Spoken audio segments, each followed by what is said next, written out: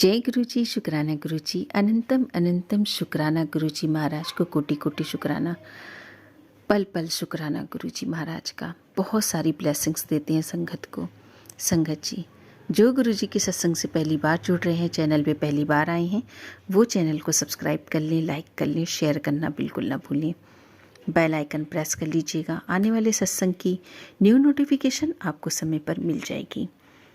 अगर आप सबका भी अपना कोई सत्संग है जो आप गुरु जी के चैनल पे शेयर करना चाहते हैं, तो अपना सत्संग एक शांत वातावरण में बना के अपनी ऑडियो या वीडियो आप हमें व्हाट्सएप पे भेज दीजिए। ईमेल भी कर सकते हैं।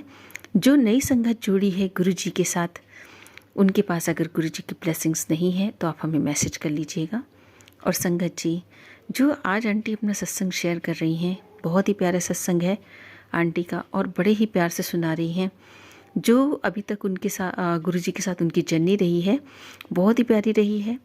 सुनते हैं आंटी से पूरा सत्संग और जानते हैं कि कैसे गुरु जी ने उनको ब्लेसिंग्स दी है भरपूर।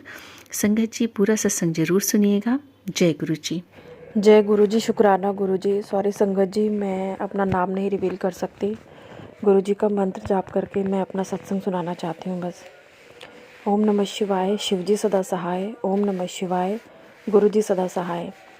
आज से 15 साल पहले मैं अपनी मम्मी के साथ बड़े मंदिर गई थी। वहाँ मैंने पहली बार गुरु जी का स्वरूप देखा था और देखकर मुझे ऐसा लगा कि गुरु जी एकटक बस मुझे ही देखे जा रहे हैं। मैं शिव जी को शुरू से ही मानती आई हूँ। मैंने बहुत सोमवार के व्रत रखे हैं उनके। फिर मेरी शादी के कुछ साल के बाद मैंने चरण स्वरूप अपनी मम्मी के घर पर देखे। खैर ये बात आई गई हो गई।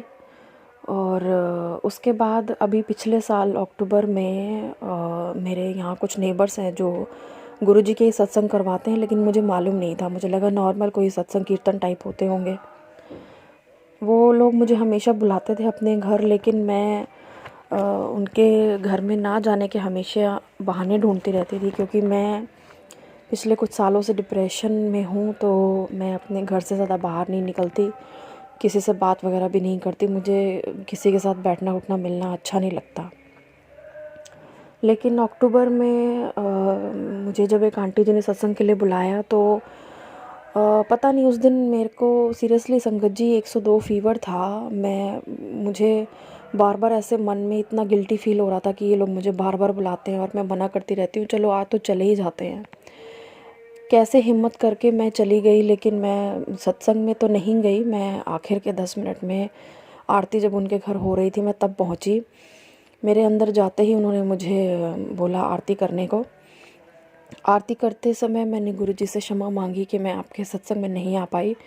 मेरी तबीयत काफ़ी ख़राब है और मेरे छोटे बच्चे घर पर अकेले हैं दोनों। लेकिन उसके बाद उस दिन जब आरती हुई तो आंटी जी ने फिर मुझे लंगर प्रसाद दिया। तब तक मुझे कुछ भी पता नहीं था इतना गुरु जी के बारे में कि लंगर वहाँ पे खाओ तो दवाई होती है और अगर घर पे लाओ तो मिठाई होती है। मैंने घर पे आके लंगर खा लिया। संगत जी 2-3 दिन के बाद उसके बाद मेरे यूट्यूब पर अपने आप ही गुरु जी के ना सत्संग आने लग गए। तो मैंने कहा ये तो वही गुरु जी के सत्संग हैं। तो वीडियोस काफ़ी छोटी छोटी सी थी, तो मैंने 2-3 वीडियो सुन ली। तो मुझे थोड़ा सा ना पॉजिटिव सा वाइब आया कि ये तो दूसरे बाबाओं से अलग हैं, मतलब जो प्रवचन देते रहते हैं। और आजकल आपको पता ही है कैसा माहौल है। तो यहाँ पर लोग अपना दुख दर्द बांट रहे थे, तो ये काफ़ी चीज़ मुझे अच्छी लगी। तो मैं थोड़ा डेली रूटीन में ना उनके सत्संग 2-3 सुन लिया करती थी रोज़। धीरे धीरे धीरे थोड़ा सा पता चलने लगा इनके बारे में, तो मैं फॉलो करने लग गई गुरु जी को। फिर धीरे धीरे कुछ चीज़ें मेरे साथ ऐसी हुई, जैसे कभी मेरी बेटी की तबीयत ख़राब होती, मैं उनका नाम लेती तो उसकी तबीयत ठीक हो जाती थी। एक बार एक बाबा जी मुझसे मिलने आए मेरे घर, तो वो खाना लेकर गए मुझसे। मैं नहीं जानती थी उनको कौन है वो। बाद में मुझे कुछ इस तरह के मैसेज फ्लैश हुए जो मुझे याद आए कि ये तो गुरु जी आए थे मुझसे मिलने। और एक बार मेरे हाथों पर ना 2-3 सालों से ना स्किन की बहुत ज़्यादा एलर्जी है। विंटर्स में मेरे हाथों में बहुत ज़्यादा ब्लीडिंग हो जाती है, हाथ कट जाते हैं मेरे। तो वो 2-3 सालों से ठीक नहीं हो रही थी। तो मैंने इस बार गुरुजी का नाम लिया और मुझे वो 70% मतलब मेरी इसकी एलर्जी मुझे हुई ही नहीं। थोड़ी अभी भी है इन विंटर्स में, लेकिन पहले जितनी मैं परेशान नहीं हो रही हूँ। तो इसके बाद धीरे धीरे मतलब ये सब चीज़ें होने लगी, तो मुझे थोड़ा सा ना विश्वास सा आने लग गया इनके ऊपर, गुरुजी के ऊपर। तो मैं इनको दिन रात मतलब सुनने लग गई इनके सत्संग, पर मैं उतना नहीं समय दे पा रही थी, उतना मन से मैं इनके साथ कनेक्ट नहीं हो पा रही थी, क्योंकि बार बार गुरुजी मुझे अपने पास बुलाना चाह रहे थे और मैं इस इशारे को समझ ही नहीं रही थी। तो बस पता नहीं मन में अंदर से अंदर सारा दिन कुछ खाता रहता था मुझे, और मैं किसी चीज़ पर ध्यान नहीं दे पा रही थी, ना अपने घर पर, ना अपने ऊपर, ना अपने बच्चों पर। मैं पिछले 12 सालों से संगत जी अपनी शादी में परेशान हूँ। जब से मेरी शादी हुई है, मेरे सीधे साधे नेचर को देखकर मेरी सास ने और मेरे पति के हाथ में सारे घर का कंट्रोल रहता है, तो कहीं ना कहीं उनको ये होगा कि अगर मैंने अपने हस्बैंड को अपनी तरफ कर लिया तो उनको कोई पूछेगा नहीं। तो इस वजह से उन्होंने कभी मुझे और मेरे हस्बैंड को एक नहीं होने दिया, हमारी आपस में कभी बनी ही नहीं।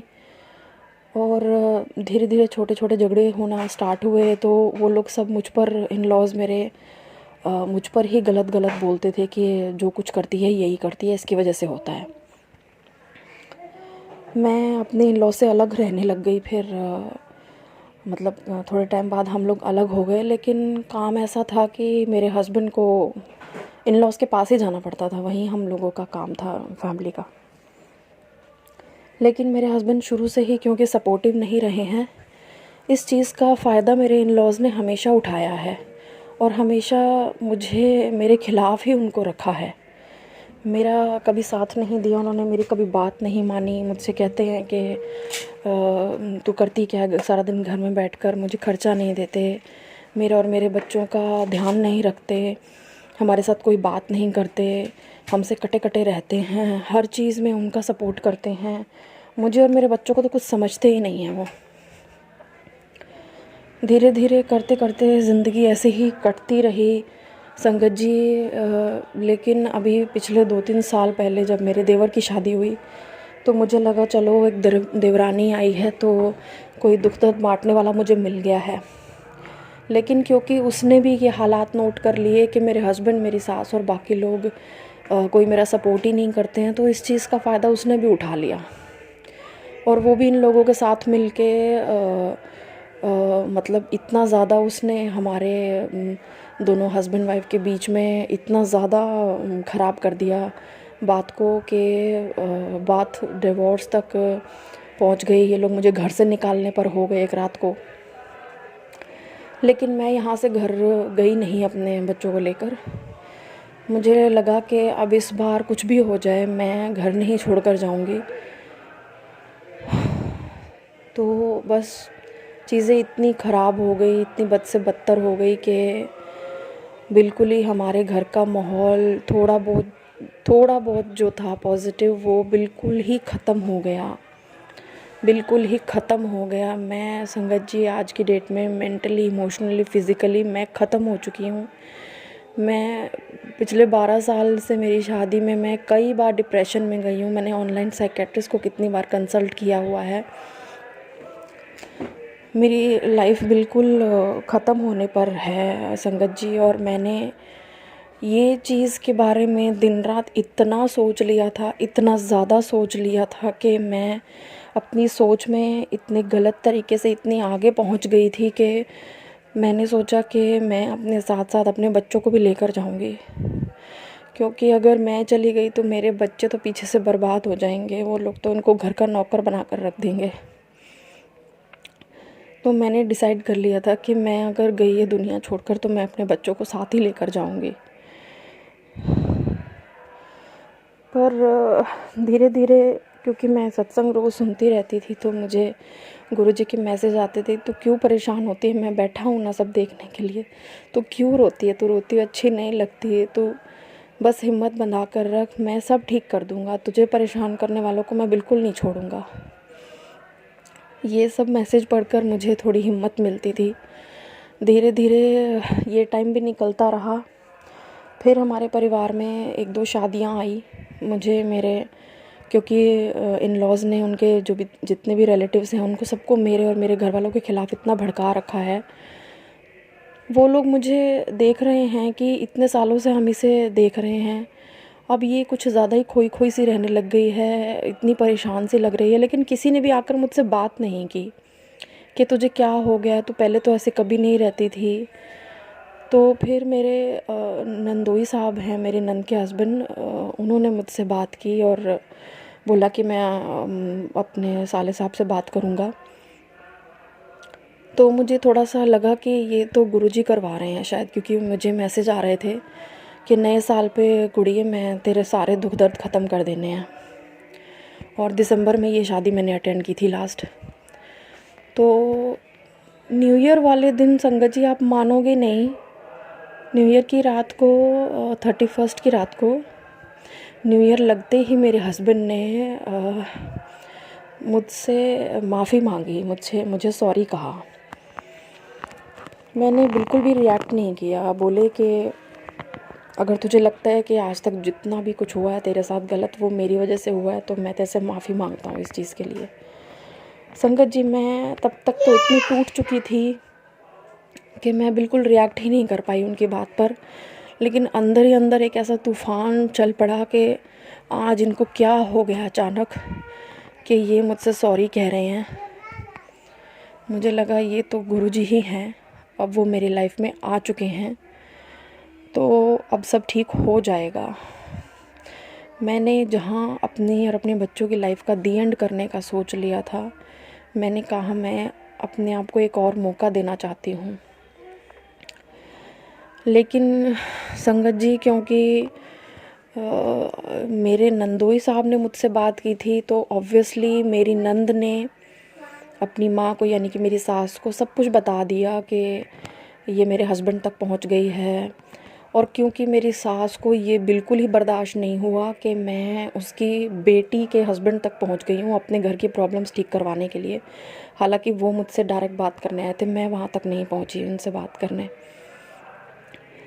तो ये बात मेरी सास को बिल्कुल बर्दाश्त नहीं हुई और जिस चीज़ का मुझे शक था वो मेरा यकीन में बदल गया। मुझे ये लगता था कि मुझ पर, मेरे मायके वालों पर और मेरे हस्बैंड पर मेरी सास ने कुछ ऐसा कर रखा है कि हमारा कोई काम बनता ही नहीं है। मेरे मायके में मेरी शादी के बाद कोई खुश रहा ही नहीं है। ऐसा लगता है कि मेरी शादी इस घर की सबसे मनहूस शादी रही है, क्योंकि मेरी शादी के बाद मेरे मायके में सब कुछ बदल गया, सब खराब हो गया। ऐसा लग रहा धीरे धीरे उन लोगों की लाइफ बिल्कुल मतलब बिल्कुल ही वो हो गई है कि कोई कुछ ठीक नहीं हो, कुछ पॉजिटिव नहीं हो रहा। हालांकि नॉर्मल डेली रूटीन में चल रहा है सब कुछ उनका, लेकिन धीरे धीरे सब ना कटा कटा सा रहने लग गए हैं हर कोई एक दूसरे से। तो ये सब मुझे लगता था कि ये मेरी सास ही करती है। और क्योंकि मैं अब उनकी बेटी के ससुराल तक ये बात पहुंच गई है कि क्योंकि मेरी सास की पोलें खुल रही हैं अब धीरे धीरे करके सबके सामने, तो ये बात उनको बर्दाश्त नहीं हुई। और जो मेरा शक था वो यकीन में तब बदल गया जब मेरे साथ पिछले कुछ दिनों में संगत जी कुछ ऐसी चीज़ें हो रही हैं जो मैं शायद कभी किसी को बता भी नहीं पाऊँगी। घर में हमेशा कुछ मतलब ऐसा अजीब सा महसूस होता है। और क्योंकि मुझे काफ़ी टाइम से ब्लैक मैजिक के ही मैसेज फ्लैश हो रहे थे, तो सारा दिन सारी रात मुझे ऐसा लगता है कि जैसे मेरे अलावा घर में कोई है जो मुझे घूर रहा है। मुझे बहुत गंदे सपने आते हैं।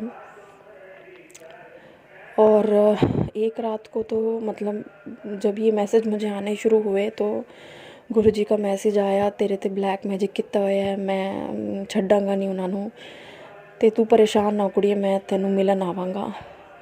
उसके एक दो दिन के बाद ही रात में मुझे मेरे साथ कुछ ऐसा हुआ कि जैसे मेरी पीठ पर किसी ने थपथपाया है रात को। और जैसे ही ये फील हुआ मुझे, मेरे मन से गुरुजी की आवाज़ आई, मतलब नाम निकला गुरुजी के, गुरुजी आ गए।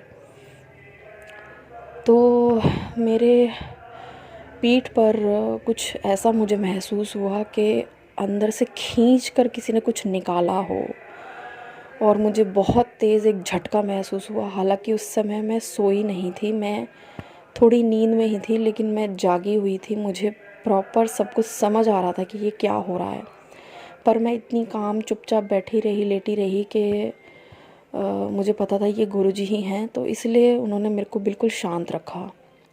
और उसी दिन मैंने प्रसाद में लड्डू बनाकर मंदिर में एक गुरुजी और एक गणपति जी के नाम का रखा था।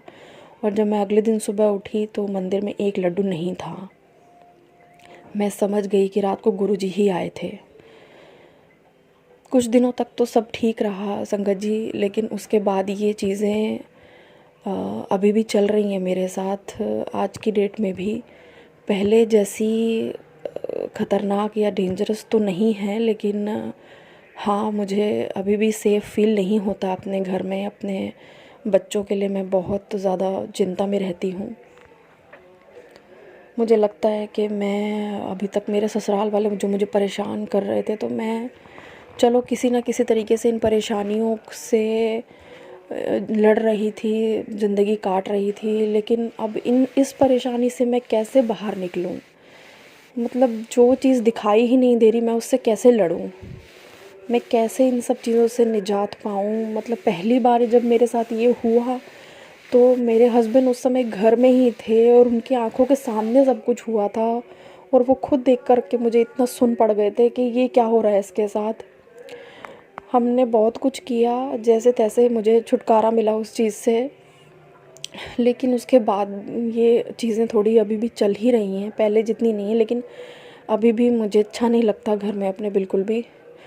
तो मैं सारा दिन गुरुजी का नाम लेती हूँ, और जब ये चीज़ कुछ ज़्यादा ही फ़ील होने लगती है तो मैं गुरुजी का नाम जाप कर लेती हूँ, तो मुझे थोड़ा अच्छा लगने लगता है। लेकिन मैं सच बताऊँ संगत जी, शादी के इतने साल के बाद जब ये सब कुछ इतना हो रहा है, तो मुझे एक चीज़ तो समझ में आ गई है कि मैं अगर अपनी शादी में परेशान थी तब भी, और अब अगर कुछ ठीक होने वाला है या ठीक हो रहा है या शायद ठीक हो जाएगा तब भी, मेरे इन-लॉज़ मुझे मेरे हस्बैंड के साथ कभी खुश नहीं देख पाएंगे।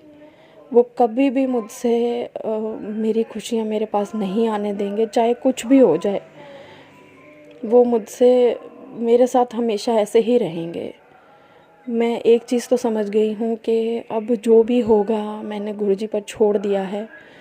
मैं नहीं जानती कि मेरा भविष्य, मेरे बच्चों का भविष्य क्या होने वाला है।